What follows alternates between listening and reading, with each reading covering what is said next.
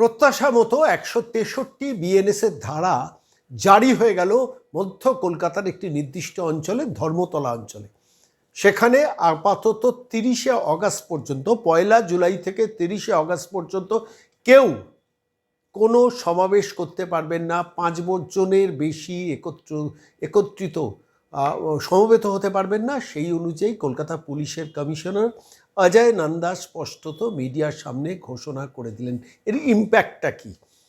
২১শে জুলাই সেখানে বরাবর দীর্ঘদিন ধরে তৃণমূল কংগ্রেস, বেশ কিছুদিন তৃণমূল কংগ্রেস ক্ষমতায় আসার আগে থেকে সেখানে একটি সমাবেশ শুরু করেন, যেখানে শহীদ তর্পণে ১৩ জন শহীদ যারা গুলি চালনায় মৃত্যু হয়েছিল বুদ্ধদেব ভট্টাচার্য সরকারের আমলে, এবং সেই সময় থেকে তারা ২১শে জুলাইটাকে শহীদ দিবস পালন করেন। এবং তৃণমূল কংগ্রেস ক্ষমতায় আসার পর ধর্মতলা অঞ্চলটা ভিক্টোরিয়া হাউসের সামনে রাস্তা অবরোধ করে দিনের পর দিন সেখানে সমাবেশ হয়, সেটা সবাই জানেন।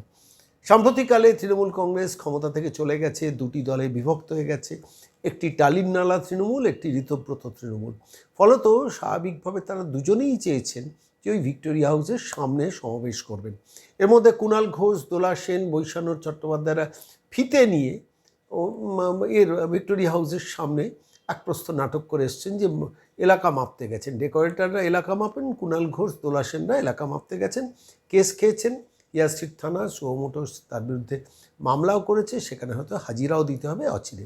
আর তারই মধ্যে অজয় নন্দা সাহেব, কলকাতা পুলিশ কমিশনার, বলে দিলেন ১৬৩ ধারা আমরা জারি করেছি।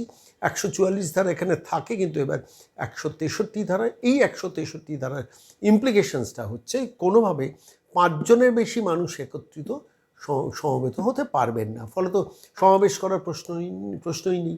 প্রশ্ন হচ্ছে ২১শে জুলাই পর্যন্ত না করে সেটাকে ৩০শে অগাস্ট পর্যন্ত করলেন কেন?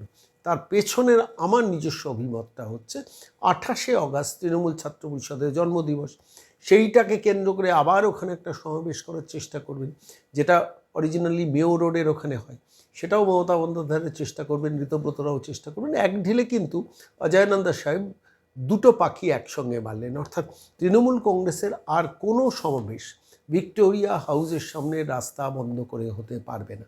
এবার তাদের কোথায় করতে হবে? রাজ্যের মুখ্যমন্ত্রী গতকাল বলেছেন যদি দম থাকে একটু ব্রিগেড প্যারেড গ্রাউন্ডে চেষ্টা করে দেখুন। আর ব্রিগেড প্যারেড গ্রাউন্ড হলে শহীদ মিনারই ভরতে পারবেন না Mamata Bandyopadhyay, brigade parade ground তো দূরস্থ। ফলত এরকম একটা আজব সিচুয়েশনের মধ্যে এখন তৃণমূল কংগ্রেস পড়েছে। হয়তো দেখা যাবে ছোটোখাটো কোনো একটা লেন বা গলির মধ্যে তাদের সমাবেশের অনুমতি দেওয়া হবে। আলটিমেটলি যেটা দাঁড়ালো যে ২১শে জুলাই ধর্মতলা অন্তত যানজট মুক্ত হলো। সেখানে আর নাটক, ঝিঙ্কুমণিদের নাটক, সিনেমার শিল্পীদের, এমনিতেই সিনেমা শিল্পীরা এখন আর আসবেন না মমতা বন্দ্যোপাধ্যায়ের ওই সমাবেশে, সেই সমাবেশ আর করতে পারবেন না। অজয় নন্দা সাহেবকে ধন্যবাদ, অন্তত গত ২ মাসের তাঁর যে স্টাইলে অপারেট করছেন কলকাতার মানুষ, সেটা কিন্তু অ্যাপ্রিসিয়েট করছেন। আজকে বলিষ্ঠভাবে সংবাদ মাধ্যমের সামনে অজয় নন্দা সেটাই বলে দিলেন, ১৬৩ ধারা জারি হলো, কেউ সেখানে সমবেত হতে পারবে না। এর ফলটা কী হলো জানেন তো? মমতা বন্দ্যোপাধ্যায় এখন আরেকটা সংকটে পড়লেন। সেটা হচ্ছে যে এখন যেখানে যে গলিতে গলি ছাড়া তাকে আর কোনো পথ জায়গা দেওয়া হবে না, যে গলিতে তিনি সমাবেশটা করবেন, তখন স্বাভাবিকভাবে লোকে বলবে যে দেখো ভিক্টোরিয়া হাউসের সামনে ক্ষমতায় থাকার আস্ফালন দেখিয়েছেন, আজকে এমন অবস্থা একটা গলির মধ্যেও তিনি লোক জড়ো করতে পারছেন না। ওদিকে ঋতব্রত রায় কি সমাবেশ করবেন? আমার নিজের ধারণা ঋতব্রত রায় সমাবেশ করবেন। তারা ধর্মতলা থেকে এগিয়ে গিয়ে হয়তো এসপ্ল্যানেড ইস্ট হবে না নিশ্চিতভাবে, তারও ওপাশে হয়তো শহীদ মিনারের ময়দানের ওপাশে, যেটা মধ্য কলকাতায় শেষ হচ্ছে, সেরকম কোনো একটা জায়গায় হয়তো সমাবেশ করতে দিতে পারেন। আমার নিজের ধারণা তারা হয়তো ইনডোর সমাবেশে যাবেন, তার কারণ এই মুহূর্তে বর্ষা। খুব ইন্টারেস্টিং বাংলার রাজনীতি এই মুহূর্তে এসে পৌঁছেছে, এবং ২১শে July contempt of court Trinamool কংগ্রেসের বিরুদ্ধে মাথায় ঝুলছে, অর্থাৎ রাস্তা বন্ধ করে সমাবেশ করা যাবে না। আদালতের নির্দেশ ছিল, সেই নির্দেশ ক্ষমতায় থাকাকালীন মমতা বন্দ্যোপাধ্যায়রা কেন মানেনি, সেটা নিয়ে আদালতে মামলা হয়েছে।